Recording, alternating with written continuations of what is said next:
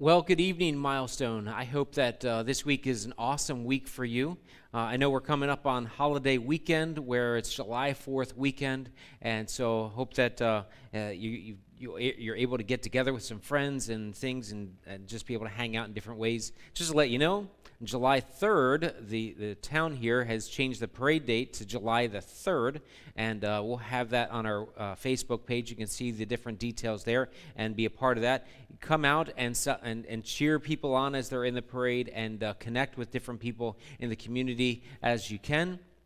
And just continue to be a part of this community and all throughout, just to be able to be an encouragement to those that we can connect with through this community here. And so anyway, I hope that you enjoy the rest of this week. But tonight I want to just stop and continue our conversation in the book of Joshua. Here we are just kind of on the heels of this huge victory that Joshua just had. You remember last week we talked about it. Joshua had made a bad decision with the Gibeonites. He had a treaty with a city that he should not have made a treaty with. He was wrong, admitted that he was wrong, and then in the next chapter, chapter 10, we find that they get attacked by 5 kings. So 5 kings and their people come to attack the Gibeonites. The Gibeonites run back to Joshua and they say, "Hey Joshua, you remember that treaty? You got to now protect us." And so he immediately gets up. They march all night to get to where the Gibeonites are. They get there the next morning. They begin to fight all day. God sends hail and they are chasing the people out. And as they do, they have victory over all of these armies, all the kings. And don't forget, in the middle of that, Joshua had to be just extremely exhausted. But with amazing courage, he stood up and said, "God, have the sun stand still, have the moon stand still so we can keep on fighting. You're not done, we're not done, let's go." And so they fought for over 24 hours and just kept pushing and fought until all those 5 armies were defeated. What an amazing victory. And you can read all about that in Joshua chapter 10 and into Joshua chapter 11. And then you find out in Joshua chapter 11, then you have 10 more kings. Like 5 kings isn't enough. Now it's 10 kings that say, okay, Joshua and the people, they defeated 5 kings. Let's get 10. Let's do 10 to 1. Let's make the odds in our favor. And so they begin to fight, and the same thing happens. And God says to them again, "Do not be afraid, for tomorrow this time I will give over all of them slain to Israel." That's Joshua chapter 11, and that's verse number 6. And he does, and you can read all through that. And then they have different conquests that they have in the next part, and you just see that there's still land to be conquered and such. But now kind of the main fighting is done. And so the rest of Joshua, most of the rest of Joshua is Joshua just giving inheritances to the different tribes of Israel and saying, okay, this is your land, and this is your land, and this is your land. When Joshua chapter 14, as Joshua is doing that, chapter 14, we find this one conversation that is one of the most incredible conversations in all of Scripture. It's with his friend Caleb. Joshua and Caleb, about 45 years previous to this, were 2 of the 12 spies that were sent into the promised land by Moses. They were sent into the promised land to look at the promised land and determine whether it's a place that they could dwell in or live in or not. So they go in and they come back with different reports. 10 of the spies said, "Look, it's awesome and stuff, and it's got, great resources, but the people there are giants. We'll never survive. We will get killed." And then Joshua and Caleb are the only 2 that stood up and said, "Are you kidding me? God's bigger than them. They're kind of like grasshoppers. They're nothing." And all the people then wanted to stone Joshua, Caleb, and Moses, and God intervenes. Well, God does all kinds of things and makes them wait for that whole generation, and the only 2 that survive that is Joshua and Caleb of that group. So Joshua and Caleb are alive, and now they go into the promised land. They have all these conquests, all these fights, and they get to the end of that, and Caleb comes up to Joshua and says, "Hey, listen, Joshua, I'm ready for my inheritance." Now, Caleb's a little bit old. Caleb, and this is Joshua chapter 14, says, "Then the people of Judah came to Joshua in Gilgal, and Caleb the son of Jephunneh the Kenizzite, said to him, "You know what the Lord said to Moses, the man of God, in Kadesh Barnea concerning you and me." Yo, bud, you remember this, right? We had this conversation with God, and God said this, and Moses told us this, and here's how it's going to go. He says, verse 7, "I was 40 years old when Moses, the servant of the Lord, sent me from Kadesh Barnea to spy out the land, and I brought him word again as it was on my heart. But my brothers who went up with me made the heart of the people melt." Why? Because they didn't trust God. It says, "Yet," listen to this, here's what Caleb does, "Yet I wholly followed the Lord my God." I didn't care what it took. I didn't care who stood against me. I wholly followed the Lord my God. And Moses swore on that day, saying, "Surely the land on which your foot has trodden shall be an inheritance for you and your children forever, because you have wholly followed the Lord my God." And so here, this promise is out there. He's been fighting, and now here he is, 85 years old. In verse 10, he says this, "Now behold, the Lord has kept me alive, just as he said, these 45 years since the time that the Lord spoke this word to Moses, while Israel walked in the wilderness. And now behold, I am this day 85 years old." He's an old guy. And he says, "I'm still as strong today as I was in that day that Moses sent me. My strength now is as my strength was then for war and for going and coming." So he's just laying it on Joshua and saying, listen, I'm not ready for the grave. I'm strong. I'm as strong today as I was back then.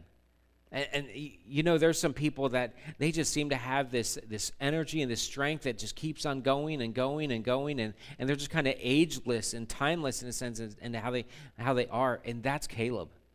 He's got a mission to accomplish, and so he says this to Joshua. And there's some huge principles in here. Caleb does this. Here's principle number 1. Caleb asks. Caleb asks. Oftentimes we have something on our heart that we never ask for. Even in prayer, God says we must ask. If you don't ask, you won't receive. Sometimes it all comes down to that one thing. Did you ask? Are you really praying for this, praying for them? Or is it something that's just a thought? It's not a prayer until it becomes something that you're talking to God about. Or maybe it's something in your job or in your family or a friend or something that you just know you should be asking for this. Caleb's simply doing that. He's asking. He says, so now he says, "Give me this hill country of which the Lord spoke on that day. For you heard on that day how the Anakim were with great fortitude cities. It may be that the Lord will be with me, and I shall drive them out just as the Lord said." So it's not quite a question mark after that. It's a demand, but there's some expectation alongside of that, and should be. And so he does this, and he says, hey, listen, give me this mountain. Give me this hill country. That right there, I want that. And Joshua blessed him. And he gave Hebron to Caleb, the son of Jephunneh, for an inheritance. Therefore, Hebron became an inheritance to Caleb, the son of Jephunneh. And he says, and here's the whole point of all of this. He asks for something, but Caleb knows it's not for him. Caleb knows that he's really at the tail end of his life. He's going to live another decade, maybe 2. Who knows? He may not even outlive the wars. But he's lived to the point that God said he was going to live. And he says, I want to keep fighting. But it's not for Joshua. It's for his kids and his grandkids. It's an inheritance. This is huge because I find that most of the people in our culture, or maybe not most, a lot of people in our culture, they live for the day, they live for the moment, they live for themselves. They're not thinking of the next generation. They're not thinking about what's coming on down the road. They're just thinking about how am I going to get through the day. Caleb says, I'm not about this day, I'm about the future. You ever put something off that you know you need to deal with today? I heard it phrased this way. What would you advise yourself to do, the person 10 years from now or 5 years from now? If you could talk to yourself in 5 years, like the 5-year plus version of you or 10-year version of you, like add 10 years, and they say, hey, listen, this is what you should be doing today, what would they say? What would that person of you say that you should be doing today? That could be that the person 10 years down the road says, dude, you did not save for retirement. You spent money on this, that, and the other thing. You didn't save for retirement. Hey, you know what? You didn't deal with that emotional problem that you needed to deal with. You didn't deal with that relationship and that toxic relationship that you were dealing with. You didn't deal with that right. You got to deal with this now. Sometimes I find that we kick the responsibilities of today down the road, and we're dealing with them 5 to 10 years later when we should be dealing with them right now today. Parents, it's our responsibility to deal with the things we need to deal with our children today the best that we possibly can. Don't just be passive and push it off. Deal with it so that the next generation can benefit from it. I know a couple people that specifically, I won't name by name, but a couple people that they're very intentional about this.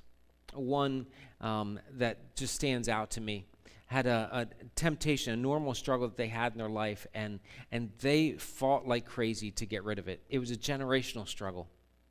And here's what they said, and this is, at least 10 years ago that we had talked about this. They said, I don't want my kids to struggle with it the same way I did. So I'm going to fight and have victory and show them how to have victory too, so that they can get ahead of me in temptation. Man, that's awesome stuff. Caleb says this, says, I care about the next generation and the generation after that. And so he's fighting for them, and he says, give me this mountain, and Joshua does. He blesses them and gives them that mountain, and they fight for it, for his family, for an inheritance, for that generation and the following. Church, can I just say, we are here intentionally, not just to live and survive this moment. We are here intentionally by God's grace and intentionally for God's purposes to be a church for the community, to be the salt, to be the light in this community. And that means that each and every day we need to be thinking about it. We need to be praying for those that don't know Jesus yet. We need to be investing our lives into people that don't know who Jesus is yet. And we need to invite them out to different places that have opportunities for them to get to know who Jesus is. We need to be praying for our children, praying for our friends, praying for our missionaries, praying for our leadership team, praying for each other in the way that's right. And we need to invest in each other. So often we are so distracted with just kind of surviving and just being busy. I love that Caleb wasn't distracted. He remembered the promise, and he was not done until he said, give me that mountain, I'll fight for it. Listen, there might be some things you need to be fighting for right now. And let me encourage you to do that. Fight. Don't quit. I don't care how old you are or how young you are. Fight, don't quit. Be strong and courageous like Joshua was and like Caleb is in this. And fight. Here at Milestone, we're doing something really special. In another month or so, in August, we're doing a couple things. One, there's the National Night Out we want to be part of, where we're just looking to invite people to August the 12th. And we want to connect with people and invite people to August the 12th, where we are having Tom Coverly, who's an illusionist that travels all over the United States and does all kinds of different things in schools and in communities, where it's an outreach event where he just does all kinds of magic tricks or illusions, and through that he gives the opportunity to share then Jesus Christ and ask people or invite people to know who Jesus is. It's amazing. It's about an hour and a half long, and looking forward to that. Talked to Tom and invited him to be part of that. And with everything that's going on with COVID, he had no salary for 14 months. And so he's been praying, and God just laid on his heart to go and to serve in whatever community and church he could throughout the summer of 2021. And the only thing he's asked for is, this is his main living, he's just asked for a simple love offering. And so we want to do that. We want to give him a love offering and care for the expenses the best that we can there. And here's what I'm asking. As we fight for the next generation, would you invite the next generation to come to that event? That's all we're doing. All you have to do is pray, invest, invite. Pray, invest, invite. Pray for those that don't know who Jesus is yet. Pray for those that are struggling and invest in them and invite them to come be part of this with you. Sit together with them, hang out with them, and have a great time. And then as you have opportunity afterwards to answer questions and to talk to them, please do that. And so we'll have more stuff coming out to you on our website and on Facebook and stuff where we'll give you all kinds of different information to be able to be plugged in and be ready for that. But church, I just want to say, we're not done. There's a mountain that God has for us. It's that next generation. It's that we want to invest in all those around us as the church for the community. And we're going to find all kinds of crazy ways to do it. Even if it's inviting my friend Tom to be able to come and do this illusion act for us. Listen, whatever it takes, we want to get to connecting with people and invest and share who Jesus is. We want to live wholly for the Lord as Caleb did. So I hope that you'll take advantage of that, and I hope that if you're struggling right now to take steps forward, I hope this is the encouragement for you to take the step you need to take. Thanks so much for joining me tonight. I look forward to seeing you over the weekend. Take care.